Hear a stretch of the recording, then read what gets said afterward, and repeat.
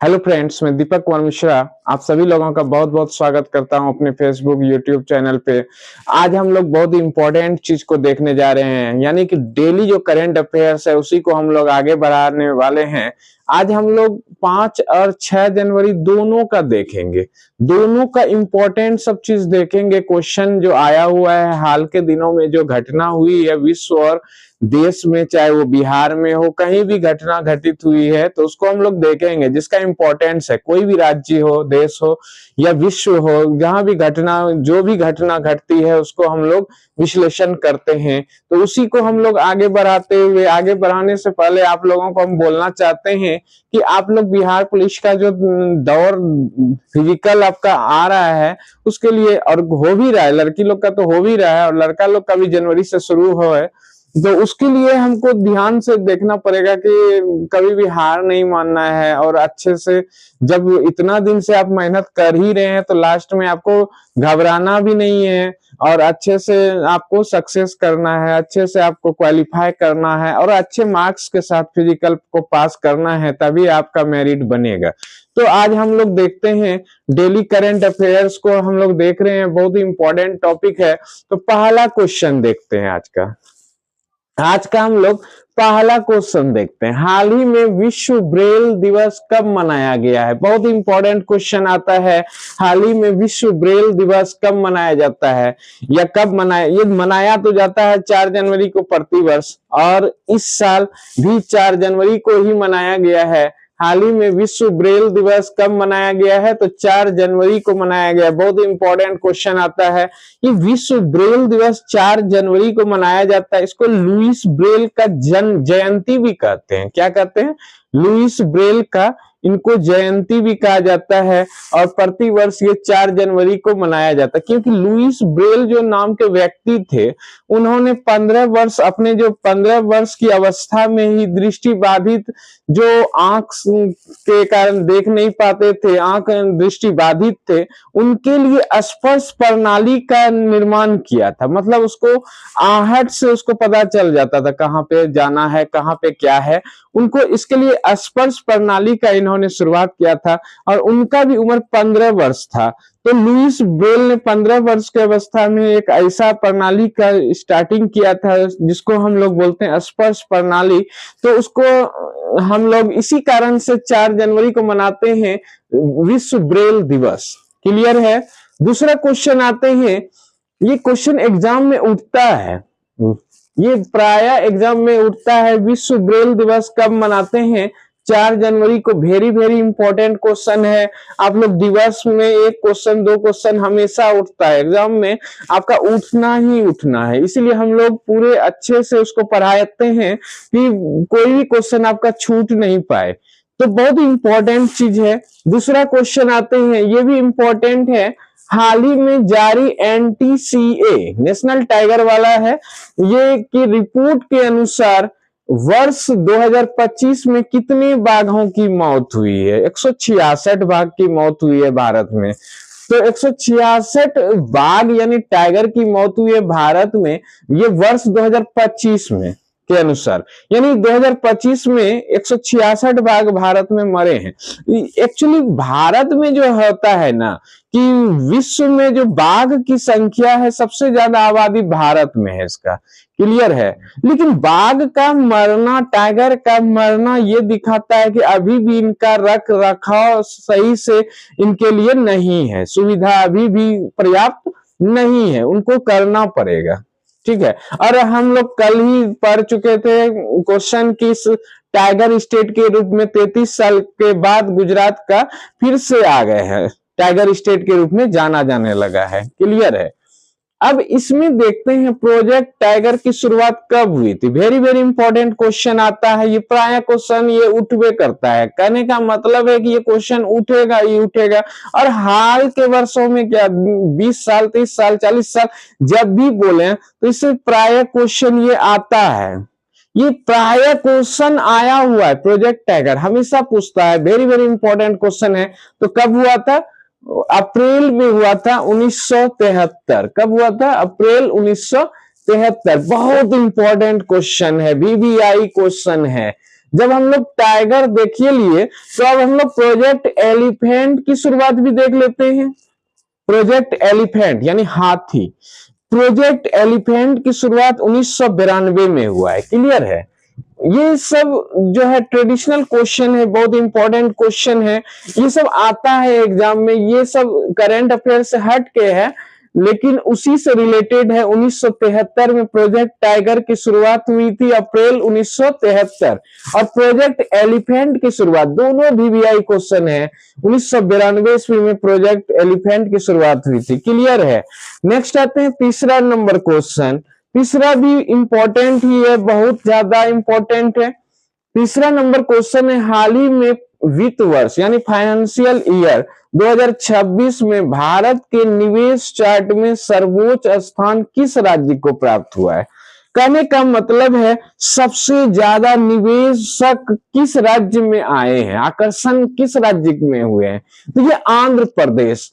आंध्र प्रदेश ने इस बार जो है अपने इन्वेस्टर को, विदेशी इन्वेस्टर को, या फिर इन्वेस्ट में सबसे ज्यादा जो है आकर्षण आंध्र प्रदेश को हुआ है, 25.3 के लगभग है परसेंट। यानी कि ये 25.3 जो परसेंट है, वो टोटल भारत में जितना भी निवेश हुआ है उसका 25.3 अकेले कहां पे हुआ है? आंध्र प्रदेश में। दूसरे नंबर पे इन्होंने अब कर दिया है उड़ीसा को, ये 13% के लगभग है अप्रोक्स, और 12 पॉइंट समथिंग है महाराष्ट्र। यानी कि पहला, दूसरा, तीसरा, आंध्र प्रदेश सबसे ज्यादा 25.3%। क्लियर है? इसका अगर आंध्र प्रदेश का हम लोग आ ही गए हैं, तो आंध्र प्रदेश के बारे में जानते हैं कुछ। आंध्र प्रदेश की राजधानी कहाँ है? तो अमरावती है। क्लियर है?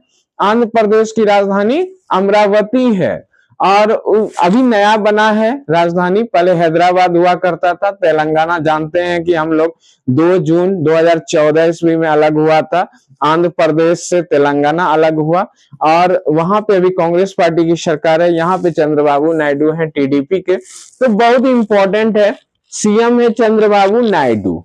यहाँ के आंध्र प्रदेश के जो मुख्यमंत्री हैं चंद्रबाबू नायडू हैं, राज्यपाल हैं Abdul Nazeer. Very very important question है, अब्दुल नजीर बहुत दिनों से ही है राज्यपाल, उसमें कोई आश्चर्यचकित होने वाली बात नहीं है।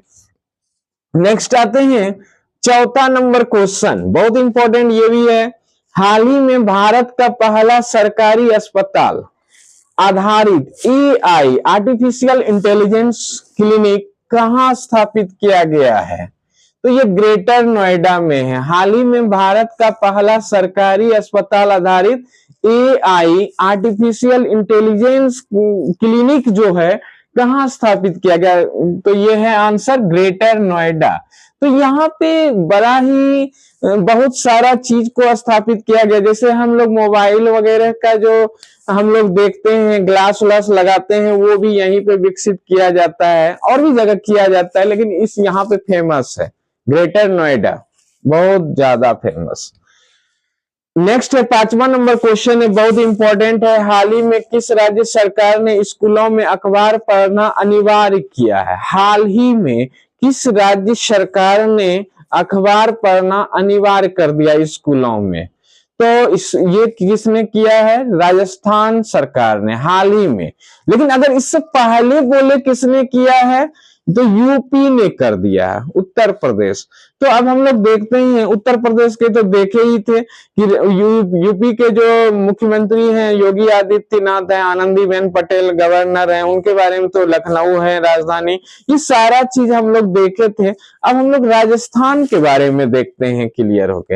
राजस्थान के बारे में बोला जाता है, राजस्थान जो है क्षेत्रफल के दृष्टि से भारत का सबसे बड़ा राज्य है। क्लियर है? लेकिन जनसंख्या की दृष्टि से नहीं है, जनसंख्या की दृष्टि से सबसे बड़ा राज्य यूपी है। क्लियर है? यूपी जनसंख्या की दृष्टि से सबसे बड़ा राज्य है, ये सब एग्जाम में आता है क्वेश्चन। जनसंख्या की दृष्टि से यूपी है, और अभी जो क्षेत्रफल के, अभी क्या शुरू से ही क्षेत्रफल के दृष्टि से राजस्थान सबसे आगे है। क्लियर है? और यूपी और राजस्थान एक क्षेत्रफल में आगे, एक जनसंख्या में आगे। यूपी जनसंख्या में, राजस्थान हो गया क्षेत्रफल में। क्लियर है? ये सब कॉन्सेप्ट जो है क्लियर रखना पड़ेगा एग्जाम के लिहाज से। सभी जगह ये क्वेश्चन पूछ देता है। अभी तो नया जनगणना आने के लिए अभी टाइम है। 2011 के जनगणना के अनुसार उससे पहले भी यूपी और राजस्थान अपना नंबर 1 पहले से है। तो यहाँ पे जयपुर हो गया, राजधानी इनका, राजस्थान का राजधानी जयपुर है। सीएम कौन है? भजन लाल शर्मा। कौन है? भजन लाल शर्मा। राजस्थान के सीएम यानी मुख्यमंत्री हैं भजन लाल शर्मा। क्लियर है? अब राज्यपाल कौन है इनके? राज्यपाल है हरिभाऊ बागरे। कौन है? हरिभाऊ बागरे। क्लियर? क्लियर ही रखना पड़ेगा एग्जाम का। अगर आपको निकालना है तो सफल होना है तो कॉन्सेप्ट क्लियर रहना चाहिए, आपका करंट अफेयर्स क्लियर रहना चाहिए, आपका बेसिक तो नॉलेज होना ही चाहिए, आपका मैथ भी अच्छा होना चाहिए। ऐसा नहीं कहते हैं कि मेरा सब्जेक्ट अगर जीके है, करंट अफेयर्स है, चाहे साइंस है, तो हम इसको नहीं बोलेंगे कि आपका जो है करंट अफेयर्स है बेस मजबूत करना चाहिए तो आप मैथ को भूल जाइए, रीजनिंग को भूल जाइए, उसको भी पढ़िए, उसको भी बराबर टाइम दीजिए। हम ऐसा कभी नहीं बोलेंगे कि आप लोग मैथ को भूल जाइए, रीजनिंग को भूल जाइए, लेकिन जीके सबसे बड़ा है बेस। जीके अगर सभी इस प्रकार के कंपटीशन में आजकल जीके का सबसे ज्यादा वैल्यू है, और जीके का वैल्यू रहने के साथ साथ करंट अफेयर्स का भी वैल्यू उसमें से ज्यादा है। अब पहले तो देख लेते थे हिस्ट्री से ही 70 क्वेश्चन 50 क्वेश्चन रेलवे सब में पूछ देता था और उसी में बच्चा रट के एग्जाम निकालता था। लेकिन आज का माहौल थोड़ा चेंज हो रहा है। आज का जो परिदृश्य है यानी कि माहौल है वो थोड़ा सा चेंजिंग आ रहा है। अब करंट अफेयर्स को ज्यादा वैल्यू दे रहा है, हिस्ट्री को भी दे रहा है वैल्यू। ऐसा नहीं है कि हिस्ट्री को वैल्यू नहीं दे रहा है, हिस्ट्री को भी वैल्यू दे रहा है, पॉलिटिकल को भी वैल्यू दे रहा है, ज्योग्राफी भी देख रहे हैं कि अच्छा खासा आ रहा है। तो कहने का मतलब है सभी जगह वैल्यू है, साइंस को भी वैल्यू बराबर है, लेकिन उसमें से करंट अफेयर्स का वैल्यू ज्यादा हो गया। करंट अफेयर्स पहले के तुलना में, अपने पहले के तुलना में अब ज्यादा करंट अफेयर्स पूछा जाता है प्रत्येक एग्जाम में। अब बहुत सारे एग्जाम में कितना उदाहरण देंगे। तो अब है नेक्स्ट है हाल ही में, ये हो गया 6ठा नंबर क्वेश्चन। बहुत इंपॉर्टेंट क्वेश्चन ये भी आता है, बहुत बहुत इंपॉर्टेंट क्वेश्चन। इसलिए इंपॉर्टेंट है कि इसमें कुछ अलग बात है। हाल ही में सदानंद दाते किस राज्य के नए डीजीपी बने हैं? बहुत इंपॉर्टेंट क्वेश्चन है। सदानंद दाते किस राज्य के नए डीजीपी बने हैं? Director general of police. DGP जो प्रशासन को, सबसे राज्य भर के प्रशासन को जो संभालने का कार्य करेंगे वही बने हैं सदानंद दाते। सदानंद दाते से कुछ याद आ रहा होगा आप लोगों को, अगर आप लोग ध्यान दिए होंगे, कभी पढ़े होंगे तो याद आ रहा होगा 26/11 जब अटैक हुआ था, ताज पे हमला हुआ था मुंबई के ताज होटल पे, तो उसी समय ये एटीएस के चीफ थे। कहने का मतलब एटीएस के जो प्रमुख थे वो सदानंद दाते थे और वही बने हैं डीजीपी अभी, डायरेक्टर जनरल ऑफ पुलिस। तो क्लियर सा कॉन्सेप्ट है कि इन्हीं को बनाया गया है डायरेक्टर जनरल ऑफ पुलिस। और ये एटीएस के चीफ थे। एटीएस का मतलब होता है एंटी टेरर स्क्वाड, मतलब एंटी टेरर, टेरर से लड़ने के लिए, आतंकवाद से लड़ने के लिए इनका स्क्वाड बना था और ये वहां के चीफ थे, उस समय चीफ थे। तो ताज हमले पे यही चीफ थे। और ताज हमला हुआ कब था? 26/11 तो जान ही रहे हैं, लेकिन ताज हमला हुआ कब था? ईस्वी बताइए। तो ईस्वी क्या है? 2008। कब हुआ था ये ताज हमला?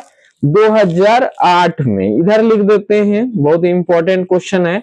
2008 में ये हमला हुआ था। बहुत ही झकझोर देने वाली घटना थी पूरे विश्व में। भारत में तो हमला हुआ था लेकिन विश्व को झकझोर दिया था। विश्व के सभी नेताओं ने इसका दर्दनाक जो है इस हमले का पूरा निंदा किया था। फिर भी जान ही रहे हैं किसका हाथ होगा इसमें। तो किसका हाथ था सभी जानता है, पाकिस्तान वाले का हाथ था इस हमले में। फिर भी इसमें बहुत कोशिश किया गया, फिर भी 114 लोग तो मर ही गए थे। उससे भी ज्यादा आंकड़ा होगा, लेकिन ये ऑफिशियल टाइप का आंकड़ा है कि 114 लोग उसमें मारे गए थे, वयस्क लोग। तो बच्चे वयस्क सभी लोग मारे गए थे। जब हमला होता है तो वो लोग थोड़े सोचता है कि किसको मारना है, वो लोग तो एकदम पूरा मारने पे आ जाते हैं, लेकिन ये गलत है, दर्दनाक बहुत। हाल ही में किसे झारखंड हाईकोर्ट के मुख्य न्यायाधीश के रूप में नियुक्त किया गया है? बहुत इंपॉर्टेंट क्वेश्चन है। जस्टिस महेश शरद चंद्र सोनाक को किसे नियुक्त किया गया है? जस्टिस महेश शरद चंद्र सोनाक को नियुक्त किया गया है। इससे पहले हम लोग पिछले क्लास में देखे थे पटना हाईकोर्ट को, मेघालय को और केरल के हाईकोर्ट के मुख्य न्यायाधीश बदले गए थे। 8वां नंबर क्वेश्चन है, हाल ही में अग्नि 5 inter continental ballistic missile ICBM का सफल रात्रिकालीन परीक्षण कहाँ किया गया है? तो उड़ीसा के अब्दुल कलाम द्वीप में। कहाँ पे? उड़ीसा के अब्दुल कलाम द्वीप में। इसका पुराना नाम है व्हीलर द्वीप। बहुत ही इंपॉर्टेंट क्वेश्चन है ये। व्हीलर द्वीप है, इनके मारक क्षमता अग्नि 5 का 5000 किलोमीटर है। बहुत इंपॉर्टेंट है, 5000 किलोमीटर इनका मारक क्षमता अग्नि 5 का है। यहाँ तक कि यूरोप के कई हिस्से को ले सकते हैं और अफ्रीका के कई हिस्से को टारगेट में ले सकते हैं और चीन को तो ले ही सकते हैं। क्लियर है? तो समझ गए कि मेरा हम लोग का जो मारक क्षमता है 5000 किलोमीटर, इनको बढ़ाया जा सकता है। अग्नि 5 को सरफेस टू सरफेस है और ये 5000 किलोमीटर से 7000 किलोमीटर किया जा सकता है। क्लियर? अब नेक्स्ट आते हैं 9वां नंबर क्वेश्चन है। 9 नंबर क्वेश्चन है, हाल ही में कुशावती किस राज्य का तीसरा जिला बना है? तो ये गोवा का बना है। बहुत इंपॉर्टेंट क्वेश्चन है। हाल ही में कुशावती किस राज्य का तीसरा जिला बना है? तो गोवा का बना है। 10वां नंबर है, हाल ही में किसे यूक्रेन के आर्थिक विकास के लिए नए सलाहकार नियुक्त किया गया है? तो ये क्रिस्टिया फ्रीलैंड को किया गया है। यूक्रेन की राजधानी कीव है। यूक्रेन के राष्ट्रपति वोलोदिमीर जेलेंस्की है, जो वही जेलेंस्की हैं जो कि राष्ट्रपति हैं यूक्रेन के। और रूस के खिलाफ युद्ध हो रहा है, 5 साल से लगभग युद्ध चल रहा है जिसका कोई अंत नहीं है। यूक्रेन तो कब का सरेंडर कर दिया रहता रूस के सामने, और रूस भी यही सोच रहा था कि कर देगा, लेकिन यूक्रेन के पीछे यूरोप की जो बड़े बड़े देश हैं, फ्रांस, जर्मनी है, ब्रिटेन है, वो सब साथ दे रहे हैं और अमेरिका तो साथ दे ही रहा है। उनका तो काम ही है युद्ध करवाना, तो उनका तो मेन खिलाड़ी तो वही है, अमेरिका है, जो कि ये अभी तक टिके हुए हैं। यूक्रेन रूस के सामने टिक नहीं पाता। नेक्स्ट आते हैं 11वां नंबर क्वेश्चन है। बहुत ही इंपॉर्टेंट क्वेश्चन है और यूक्रेन को जो है गेहूं का अन्न भंडार कहा जाता है। क्लियर है? नेक्स्ट आते हैं 11वां नंबर क्वेश्चन, हाल ही में कौन दुनिया में चावल का सबसे बड़ा उत्पादक देश बन गया है? भारत। बहुत ही क्लियर कॉन्सेप्ट के साथ हम लोग पढ़ रहे हैं। तो चावल के उत्पादन में भी भारत अब बाजी मार लिया है। किनसे? चीन को पछाड़ के। अपने जो सबसे प्रतिद्वंदी देश हैं उनको पछाड़ के, चीन को पछाड़ के इन्होंने बाजी मार लिया है। भारत ने वर्ष 2025 में 152 मिलियन मीट्रिक टन चावल का उत्पादन किया, जबकि चीन ने 146 मिलियन मीट्रिक टन का उत्पादन किया। तो इस मामले में भी भारत अब आगे निकल गया 2025 में। क्लियर? नेक्स्ट आते हैं 12वां नंबर, जनसंख्या में आगे है ही भारत। अब दूसरा चीज, दूध उत्पादन में आगे है, मखाना उत्पादन में आगे है। तो धीरे धीरे भारत पकड़ अपना मजबूत बना रहा है विश्व में, और बहुत अच्छी बात है। 12वां नंबर क्वेश्चन है, हाल ही में किसने 44वीं पुरुष जूनियर राष्ट्रीय खो खो चैंपियनशिप जीती है? कर्नाटक ने। मतलब कहने का मतलब है खो खो जो चैंपियनशिप 44वां जूनियर वाला था वो कर्नाटक ने जीता है, पुरुष वाला। तो इसका मेजबानी भी कर्नाटक ही किए थे और जीते भी कर्नाटक। किसको हरा के? महाराष्ट्र को हरा के। क्लियर है? तो कर्नाटक की राजधानी है बेंगलुरु। कर्नाटक के सीएम है सिद्धरामैया और कर्नाटक के राज्यपाल है थावर चंद गहलोत। बहुत ही इंपॉर्टेंट क्वेश्चन एग्जाम में आता है, इस टाइप का एग्जाम में क्वेश्चन आता है। थावर चंद गहलोत है वहां के राज्यपाल, कर्नाटक के। सिद्धरामैया और DK शिव कुमार के बीच में जो डिप्टी सीएम है कर्नाटक के, और सिद्धरामैया है वहां के सीएम, तो दोनों के बीच में विवाद हो गया था, लेकिन किसी तरह विवाद को सुलझा लिया गया। वो कांग्रेस पार्टी के तरफ से सीएम हैं, कांग्रेस पार्टी के हैं और कांग्रेस पार्टी का ही सरकार है कर्नाटक में। क्लियर है, दोनों डिप्टी सीएम और सीएम में विवाद हो गया था। 13वां नंबर क्वेश्चन है, हाल ही में पीडब्ल्यूडी ने कहां सड़क संकेतों पर क्यूआर कोड लगाना अनिवार्य कर दिया है? दिल्ली में।